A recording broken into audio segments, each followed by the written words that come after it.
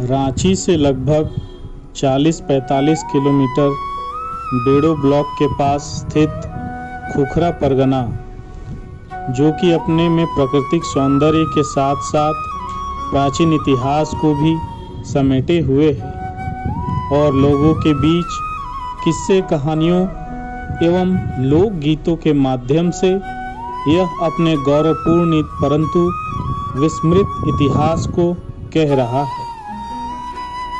यह मुढ़र पहाड़, जिसके आसपास 12वीं से 14वीं शताब्दी के समय एक वैभवशाली नागवंशी साम्राज्य एवं उसके दुर्ग, जो कि स्थानीय परंपरा के अनुसार मिट्टी, ईंट इत्यादि से बने हुए थे, जो कि अब नष्ट हो गए और कला एवं संस्कृति विभाग ने खुदाई जब कराई थी तब उसके कुछ अवशेष, बर्तन, सिक्के इत्यादि आसपास के क्षेत्रों में मिले हैं।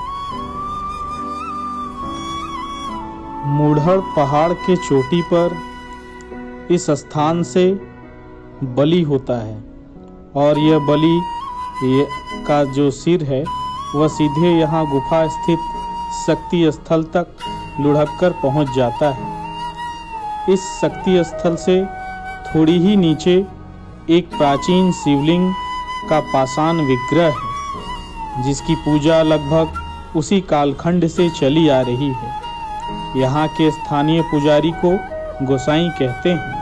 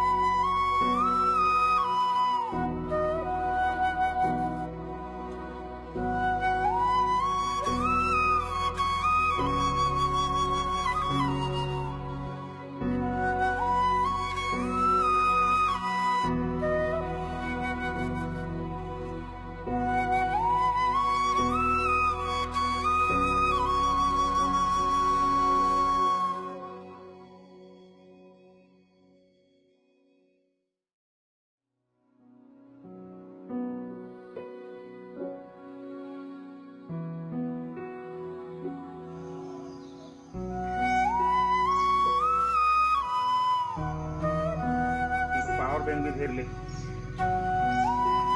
अच्छा फिर तब तो हमर भी हो जी।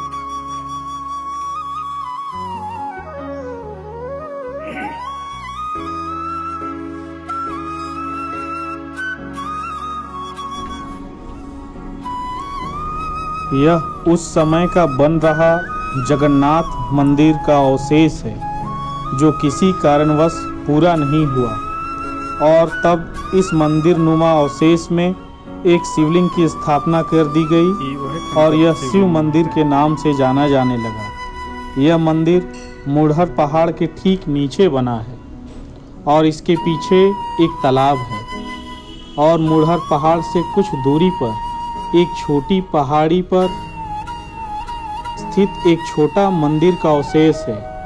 कहते हैं कि यह मंदिर ही मौसी बाड़ी था, जो कि जगन्नाथ मंदिर के साथ साथ बन रहा था और मंदिर के पूर्ण हो जाने पर जगन्नाथ जी का रथ यहाँ तक आता। यह बात सत्य ही प्रतीत होती है, क्योंकि जहाँ भी नागवंशियों की राजधानी रही है वहाँ श्री जगन्नाथ जी एवं शिव शक्ति का मंदिर अवश्य रहा है।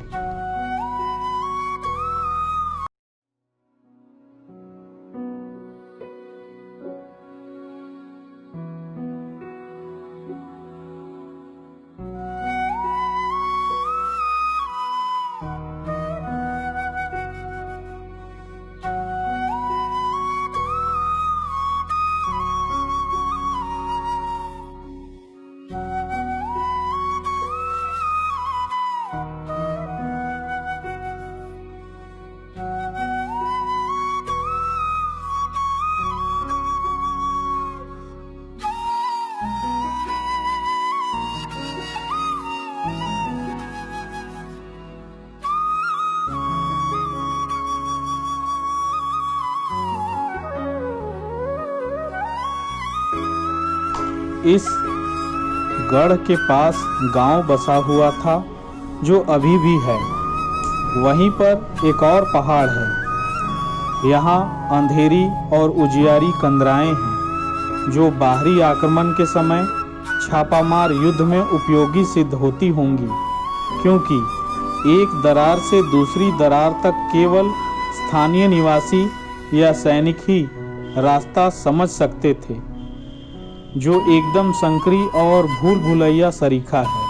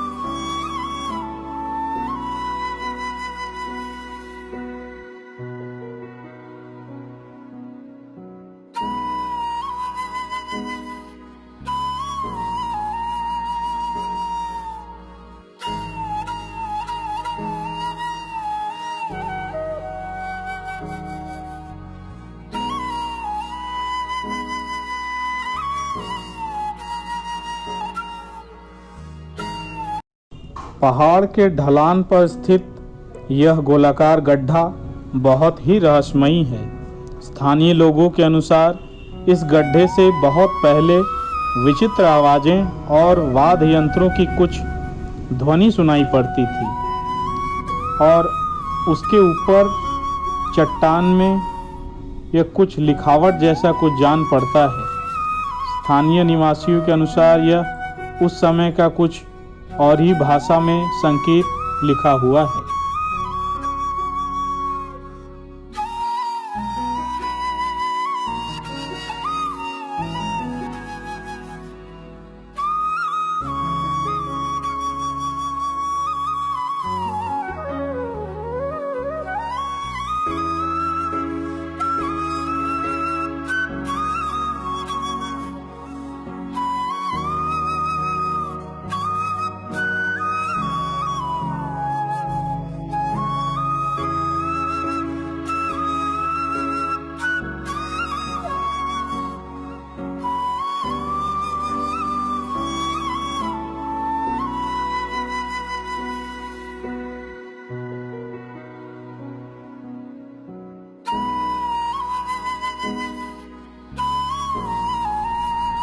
चट्टान के इस लंबे टुकड़े को स्थानीय मानते हैं कि यह एक विशाल तलवार था जो अब पाषाण में परिवर्तित हो गया है।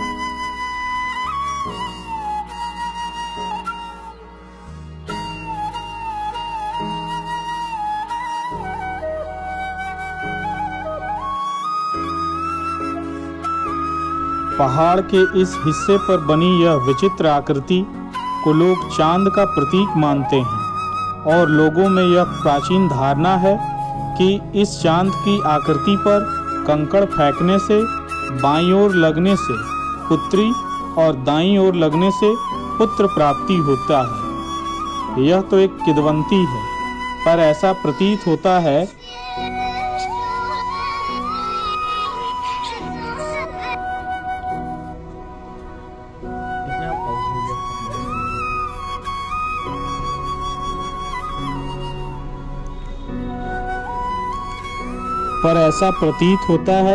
कि आकृति किसी विशेष खगोलीय स्थिति या समय जानने के लिए बनाई गई होगी, जो कि एक अध्ययन का विषय है।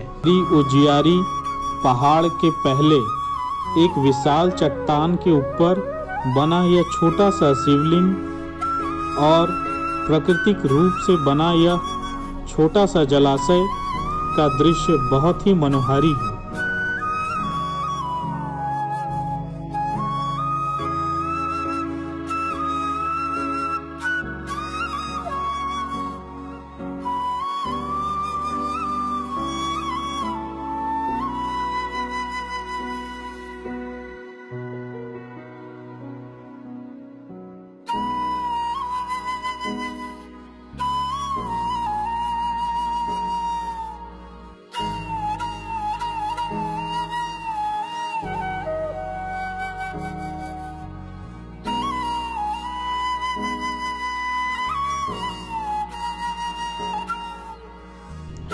पहाड़ों पर बने यह प्राकृतिक दरारें जो बहुत गहरी हैं, अब जल कुंड का रूप ले चुकी हैं और यहाँ के रहने वाले लोगों के अलावे यहाँ के पशु पक्षियों का भी प्यास बुझता है।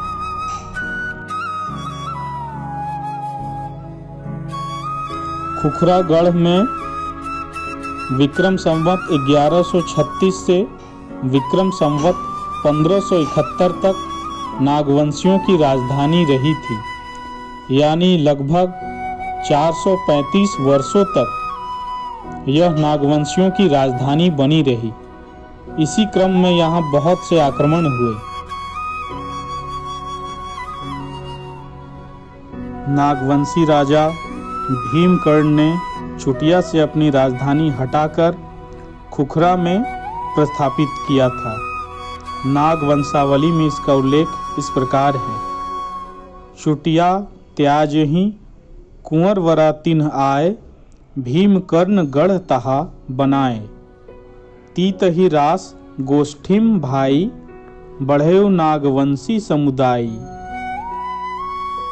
खुखरा में जिस समय नागवंशी राजा प्रतापकर्ण, जिनका शासनकाल 1451 से 1469 विक्रम संवत के बीच था, उनके समय में कई घटवार राजाओं ने विद्रोह कर दिया। वे दुश्मन की तरह राजा के साथ व्यवहार करने लगे। राजा उन विद्रोहियों एवं घटवारों से उनको जूझना पड़ता था। तमाड़ के राजा ने स्वतंत्र होकर लूटपाट प्रारंभ कर दी थी। उसने खुखरागढ़ को घेर लिया था, जिस कारण नागवंशी राजा को प्रत्येक दिन अपना दरवाजा बंद करके दोपहर तक महल के अंदर ही रहना पड़ता था, जो उस समय के एक लोकगीत के अनुसार इस प्रकार है। नृत्य के एक देश घटवारी राजा, भय नीमक हराम कथन, लगे रिपु काजा। परे परावन नीतहि तमाड़क राजा आवे, मुलुक लूटी सब लेई भू, कह नाही चितावे। खुखरागढ़ के द्वार बरछोते मारे तीतहि, दुई पहर लगे नृप द्वार, मह बंद कपाट रहे नीतहि। नागवंशियों में अंकित शासनकाल में नागवंशावली और इतिहासकारों के बीच थोड़ा सा भ्रम है, क्योंकि उसमें समय काल का थोड़ा सा हेर फेर लगता है। फिर भी उस समय के जो इतिहास हैं उसके अनुसार तमाड़ के राजा के आक्रमण तथा लूटपाट से चिंतित होकर नागवंशी राजा प्रतापकर्ण ने खैरागढ़ के विख्यात बागदेव बलवान को आमंत्रित किया। उसे राजा प्रतापकर्ण ने कारो परगना प्रदान कर फौजदार बनाया। उसी के नेतृत्व में राजा की सेना ने तमाड़ राजा के विरुद्ध युद्ध छेड़ दिया और उन्हें पराजित कर तमाड़ के राजा के पुत्र कपरदेव को कर्णपुरा का राजा बनाया। उस समय के लोकगीत के अनुसार यह इस प्रकार है। भूपति प्रताप कर्ण खैरागढ़ ते मंगाए, खैरागढ़ ख्यात बाघदेव बलवान सो। बुझी के सुभट प्रथम कारो प्रगण दय, राजा करी फौजदार कीन्हा प्रतिमान सो। भेजेऊ तमाड़ निज फौज संग देके गए, जहाँ तहाँ भय जूरे तेऊ अभिमान सो। गोली तीर चले दुहु ओर ते, लरे है वीर बड़े रणधीर युद्ध करे को बखान सो। छोटा नागपुर के खुखरा राजा के विरुद्ध कार्रवाई करने के लिए 1585 ईस्वी में अकबर ने शाहबाज खान को भेजा था। यह कार्रवाई खुखरा राजा से हीरा प्राप्त करने के लिए की गई थी। इस कार्रवाई के बाद खुखरा राजा मुस्लिम शासक का करदाता बन गया। हीरा प्राप्त करने के बहाने यदा कदा मुस्लिम सरदार खुखरा राजा पर आक्रमण कर दिया करते थे। वे हीरे तथा अन्य बहुमूल्य सामान लेकर चले जाते थे। इसका एक कारण यह भी हो सकता है कि छोटा नागपुर एक ऐसा सीमा क्षेत्र था जो पश्चिम बंगाल, मध्य प्रदेश, उड़ीसा राज्यों को जोड़ता था। इसी मार्ग से उन राज्यों में प्रवेश किया जा सकता था। इसीलिए छोटा नागपुर को अपने अधीन करना मुगलों के लिए आवश्यक था।